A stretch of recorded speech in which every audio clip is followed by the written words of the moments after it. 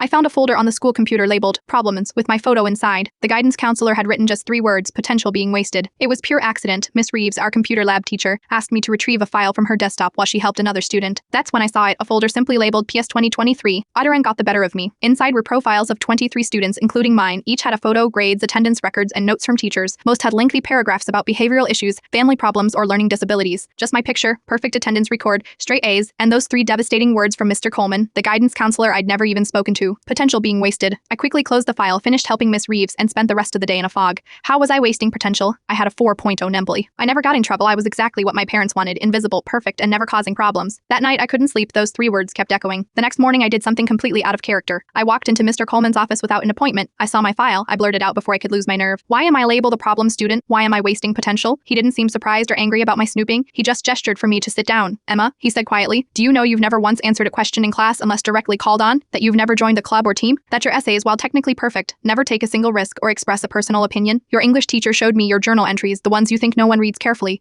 You wrote about climate engineering solutions that were graduate-level thinking. Your history analysis questioned established narratives and ways your teacher had never considered. Yet in class discussions, you sit silent. My parents say colleges want perfect students, not troublemakers who stand out. The brightest stars are meant to stand out, he said. That's what makes them stars. He pulled out a different folder, applications for a summer engineering program at Murdy specifically for young women. This has your name all over it. But you'll have to speak up, defend your ideas, be visible. 3 months later, I stood in front of a panel of professors, presenting my design for a solar desalination system. My voice shook at first, but grew stronger with each question I answered. When I returned to school in September, Miss Reeves asked me to check something on her computer. The PS folder was still there, but my file had been moved. It was now in a folder labeled Rising Stars. The note from Mr. Coleman had been updated, potential being realized. Sometimes being labeled a problem isn't about what you are doing wrong, it's about what you are afraid to do right. And sometimes the person holding you back is staring at you in the mirror, waiting for permission to shine.